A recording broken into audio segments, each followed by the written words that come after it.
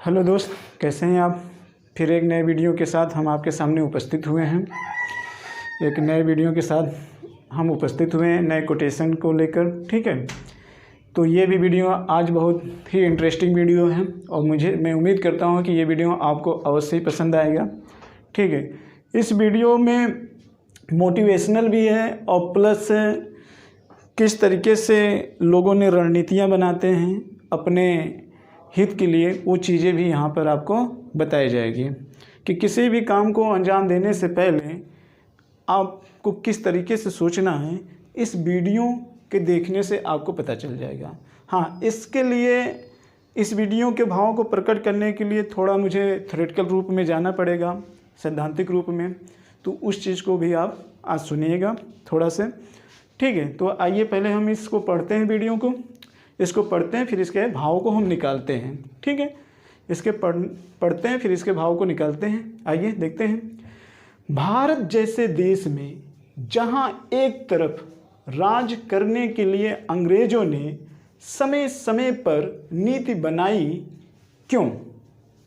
ठीक, वहीं दूसरी तरफ महात्मा गांधी ने भी समय समय पर नीति बनाई आंदोलन करने के लिए और समयानुसार जारी रखें और समयानुसार वापस ले लिए। इतना ही नहीं, उन्होंने अपने लोगों के बीच समन्वय बनाए हुए थे। ठीक मेरे दोस्तों, मैं उम्मीद करता हूँ आपने इसको पढ़ लिया भी है और इसको समझने का भी आप प्रयास करेंगे। देखिए इस वीडियो के भाव में क्या है, ज़रा इसको सुनते हैं। देखिए, जब यहाँ पर अंग्रेज आए भारत में, तो वो एकाएक भारत को गुलाम नहीं बनाए। उन्होंने धीरे धीरे कई ऐसी नीतियाँ लाई, फिर अंतिम रूप से भारत को इन्होंने क्या किया, गुलाम बनाया। तो वही दूसरी तरफ महात्मा गांधी जब भारत में आए आंदोलन करने के लिए, तो एकाएक हिंसात्मक रूप से आंदोलन उन्होंने नहीं किया था और ऐसे उन्होंने कोई नीति भी नहीं बनाई थी। लेकिन एक समय ऐसा आता है जहां उनके नारे से ये प्रकट होता है कि कहीं न कहीं वो अहिंसा की न बात करके उन्होंने हिंसा की बात की थी। जैसे करो या मरो, करो या मरो, करो या मरो का उन्होंने नारा दिया था भारत छोड़ो आंदोलन में। या तो देश के आज़ाद कर लो या तो फिर शहीद हो जाओ। और ये भारत छोड़ो आंदोलन एक तरीके से भारतीय इतिहास में दूसरा स्वतंत्रता संग्राम के नाम से जाना जाता है। लेकिन महात्मा गांधी इसके पहले इस तरीके की बात कभी नहीं की थी। उन्होंने अफ्रीका से लेकर भारत छोड़ो आंदोलन तक हमेशा अहिंसा का रास्ता अपनाया था, सत्य और अहिंसा का रास्ता अपनाया था। लेकिन कहीं न कहीं उनकी जो नीति थी वो देश को आज़ादी करने के लिए ही थी, लेकिन रास्ता अहिंसा भी था। जैसा कि आप जानते हैं कि उनके द्वारा चलाया गया चंपारण का आंदोलन, खेड़ा का आंदोलन, असहयोग आंदोलन, सविनय अवज्ञा का आंदोलन, भारत छोड़ो आंदोलन, भारतीय इतिहास में बहुत महत्वपूर्ण आंदोलन चलाए गए थे। ठीक है मेरे दोस्त, तो इसी चीज़ को हम आकर यहाँ पर इस चीज़ को समझते हैं। तो दो अर्थों में समझेंगे, यहाँ पे देखेंगे। एक तो ये कहा गया है कि अंग्रेज जो थे उन्होंने समय समय पर नीति बनाई थी। अंग्रेज जो थे वो समय समय पर नीति बनाई थी। तो एक तरफ अंग्रेजों की नीति के बारे में देखेंगे और दूसरा हम महात्मा गांधी के बारे में देखेंगे। महात्मा गांधी जो एक तरीके से समय समय पर आंदोलन चलाए, तो समय समय पर उन्होंने आंदोलन जो चलाए उसका स्वरूप भी अलग अलग था। तो एक सवाल होता था, जो आंदोलन चलाने के लिए जो इन्होंने नीति बनाई थी, तो अलग अलग समयों पर अलग अलग स्वरूप में क्यों बनाई, ये एक सोचने का विषय है। और दूसरी तरफ अंग्रेज के बारे में अगर आप पता कर लें तो अंग्रेज के बारे में अगर देखेंगे तो मुख्य रूप से 5 नीतियों के बारे में आप ध्यान दीजिएगा। पहली नीति, जो प्लासी का युद्ध होता है और वो ख़त्म हो जाता है, तो आपको याद होगा वारेन हेस्टिंग्स के बारे में। जी हाँ, वारेन हेस्टिंग्स जो एक तरीके से बंगाल का प्रथम गवर्नर जनरल था, प्रथम गवर्नर जनरल बंगाल का था। उसने द्वैध शासन व्यवस्था को लाकर, भारत में द्वैध शासन की व्यवस्था को लाकर उसने सर्वप्रथम भारत में लोगों का व्यवसाय छीना, व्यवसाय छीना। नगरीकरण को उसने गायब कर दिया, लोगों को बेरोजगार कर दिया। एक चीज। दूसरी चीज, उन्होंने जब और आगे बढ़ा, जब तक स्थितियां उनके अनुकूल नहीं थी तब तक वह भू राजस्व बंदोबस्त की नीति नहीं लाए थे। लेकिन धीरे धीरे जैसे जैसे वो भारत में अपना विस्तार करते गए, तो आपको पता होगा लॉर्ड कॉर्नवालिस के द्वारा, जी हाँ, लॉर्ड कॉर्नवालिस के द्वारा 1793 में भू राजस्व की नीति लाई गई थी, भू राजस्व की नीति लाई गई थी। और ये भू राजस्व की नीति के माध्यम से एक तरीके से बहुत भयानक ही तरीके से भारतीयों का आर्थिक शोषण किया गया, बहुत भयानक तरह से आर्थिक शोषण किया गया। इतना ज़्यादा शोषण किया गया मेरे मित्रों कि उस समय का आर्थिक शोषण आज तक भारत के कुछ हिस्से दरिद्रता के स्तर से होकर गुजर रहे हैं। अभी तक वो गरीबी से नहीं उबर पाए हैं। और ये चीज़ें दिखाई भी देती है। हाँ, ये दुर्भाग्य है भारत का कि उस पर विशेष रूप से ध्यान नहीं दिया गया। लेकिन आज जो हमारे समाज में जो बहुत ज़्यादा कहीं दरिद्रता दिखाई दे रही है, तो उसके पीछे कारण कहीं ना कहीं ये अंग्रेज के द्वारा लाई गई भू राजस्व नीति थी, जो लॉर्ड कॉर्नवालिस ने लाया था, लॉर्ड कॉर्नवालिस ने लाया था। तो यहाँ भी क्या हुआ? आर्थिक शोषण हुआ, आर्थिक शोषण, यानी कि आर्थिक शोषण हुआ। पहले उनको नगरों से बाहर किया गया, उद्योगों से बाहर किया गया, फिर उसके बाद इनके खेतों पर भी कब्जा कर लिया गया, ज़्यादा से ज़्यादा लगान लगाए गए। तीसरी इनकी जो सबसे भयानक नीति थी वो लॉर्ड वेलेस्ली के द्वारा सहायक संधि थी, सहायक संधि थी। और इस संधि के माध्यम से यहां इन्होंने एक तरीके से अपनी संप्रभुता को स्थापित कर लिया था। संप्रभुता जो किसी देश के आज़ादी के लिए बहुत सबसे महत्वपूर्ण कारक है। कहने का मतलब कि राज्य वह होता है जिसके पास अपना जनसंख्या हो, जिसके पास अपना शासक हो, जिसके पास अपनी भूमि हो और जिसके पास अपनी संप्रभुता हो। तो इस सहायक संधि के माध्यम से इन्होंने सबसे पहले हमला किस पर किया? क्या भूमि पर? नहीं। क्या शासक पर? नहीं। क्या जनसंख्या पर? नहीं। संप्रभुता पर,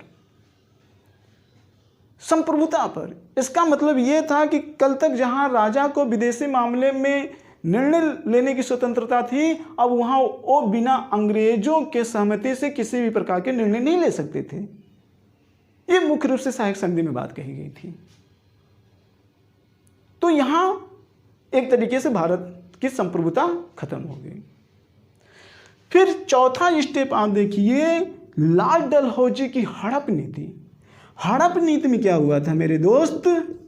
हड़प नीति में क्या हुआ था कि पहले राजा की इन्होंने संप्रभुता छीन ली, और हड़प नीति में क्या हुआ कि राजाओं को उनके ही घर से उनको बाहर कर दिया गया। किसने किया? अंग्रेजों ने किया। ये तो हड़प नीति प्लासी के युद्ध के बाद भी तो ला सकते थे, लेकिन नहीं लेकर आए। क्यों? क्योंकि ऐसी नीति बनाने के लिए उस समय परिस्थितियां उनके अनुकूल नहीं थी। क्यों? क्योंकि इनके अंदर एक आधुनिकीकरण का सोच था। तो इन्होंने इसको बाहर कर दिया। फिर उसके बाद आप देखेंगे इनको बाहर कर दिया, केवल बाहर ही नहीं किया, एक तरीके से इनको अपना गुलाम भी बना लिए ये लोगों, और पूरे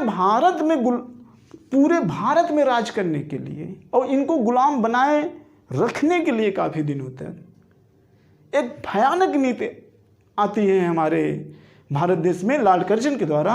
वह था फूट डालो राज्य करो, फूट डालो और राज्य करो, फूट डालो और राज्य करो। कहने का मतलब अंग्रेज के अंदर बहुत जबरदस्त आधुनिकीकरण था, बहुत जबरदस्त आधुनिकीकरण था। इतना ज़्यादा आधुनिकीकरण था कि पहले उनका रोजगार छीने, फिर उनकी भूमि छीने, फिर उनकी संप्रभुता छीने, फिर उनका घर छीने, और फिर उनको गुलाम बनाए, और गुलाम के बाद इनका शोषण भी किए। और शोषण होने के बाद जब इनके अंदर सभी लोगों के अंदर, सारे भारत में रहने वाले सारे वर्गों के अंदर अभाव हो गया, लोग एकजुट होने लगे, तो इन्होंने फूट डालो और राज करो की नीति अपना ली, ताकि लोगों के अंदर यूनिटी न आने पाए। और सही बताएं दोस्त, ये कामयाब भी हो गए,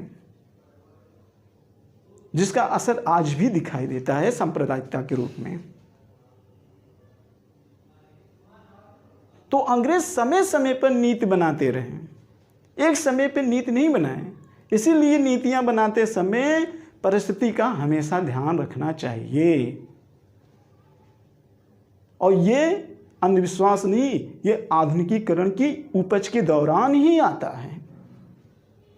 लेकिन हाँ, सारे अंग्रेज एक तरफ और हमारे राष्ट्रपिता महात्मा गांधी एक तरफ। क्या बात कर रहे हैं सर? जी हाँ, राष्ट्रपिता एक तरफ, इन्होंने भी विभिन्न प्रकार के आंदोलन चलाए और समय समय पर चलाए, और उनके स्वरूप में भी इनका परिवर्तन दिखाई देता है। केवल इतना ही नहीं, बल्कि जो लॉर्ड कर्जन ने बीज बोया था फूट डालो और राज करो की, उसके दौरान जो मतभेद की स्थिति थी, उस सारे मतभेद को दूर करके महात्मा गांधी ने अकेले दम पर एकजुट करने का प्रयास किया। जो अब तक किसी धार्मिक सामाजिक सुधारक ने नहीं कर पाया था, वो महात्मा गांधी ने भारत में आकर पूरा राष्ट्रीय एकीकरण किया, लोगों को एकजुट किया, और एकजुट करके अंग्रेजों के खिलाफ खड़ा किया, अपने अधिकार के लिए, अपनी संप्रभुता के लिए। कौन खड़ा किया? महात्मा गांधी। महात्मा गांधी ने खड़ा किया था। तो ये मेरे दोस्त, जो मैंने बताया वही कोटेशन यहां पे लिखा हुआ है। भारत जैसे देश में जहां एक तरफ राज करने के लिए अंग्रेजों ने समय समय पर नीति बनाई, क्यों? क्योंकि परिस्थितियां का इंतजार करते थे। वहीं दूसरी तरफ महात्मा गांधी ने भी समय समय पर नीतियां बनाई, क्यों? क्योंकि ये भी परिस्थिति का इंतजार करते थे। नीतियां बनाई क्यों? आंदोलन करने के लिए, और समयानुसार जारी भी रखें और समयानुसार वापस भी ले लेते थे। इतना ही नहीं, उन्होंने अपने लोगों के बीच समन्वय बनाया। अपने लोगों के बीच का मतलब ये हुआ कि उग्रवादी, उदारवादी, क्रांतिकारी और संप्रदायवादिता, जातिवादी, सबको महात्मा गांधी लेकर चल रहे थे। जो अब तक किसी धार्मिक सामाजिक सुधारक विचारक नहीं किए थे, वो महात्मा गांधी भारत में लोगों को एकीकरण करने का प्रयास किया था। यही कारण है सुभाष चंद्र बोस ने इनको राष्ट्रपिता कहा था, और यही कारण था कि अंग्रेज इनकी बुद्धि को पकड़ने में असमर्थ थे कि कैसा पुरुष और महापुरुष है, कैसा महापुरुष है। वो राष्ट्रपिता थे, वो जो कहते थे लोगों के लिए वो खुद पालन करते थे और उनकी नीतियां भी काफ़ी हद तक सफल हुई। वो अंग्रेजों के आधुनिकीकरण की सोच को पूरी तरीके से टक्कर देने वाले थे महात्मा गांधी। वो दार्शनिक के साथ साथ अच्छा विचारक भी थे, अच्छा अर्थशास्त्री भी थे, अच्छा समाजशास्त्री भी थे और अहिंसा का सबसे बड़ा पुजारी भी थे और वीर भी थे। प्रतिदिन 6 मील तक चलने वाले पैदल महात्मा गांधी, 300 किलोमीटर तक चलने वाले कौन? महात्मा गांधी। आप सोच सकते हैं। तो मुझे लगता है दोस्त, आपको ये जो कोटेशन दिया हुआ है इसका भाव पूरी तरीके से आप समझ गए होंगे और निश्चित रूप से आपने इससे कुछ न कुछ प्रेरणा लिया होगा, ऐसा मैं समझ रहा हूँ। इसी के साथ हम अपने वीडियो का समापन कर रहे हैं।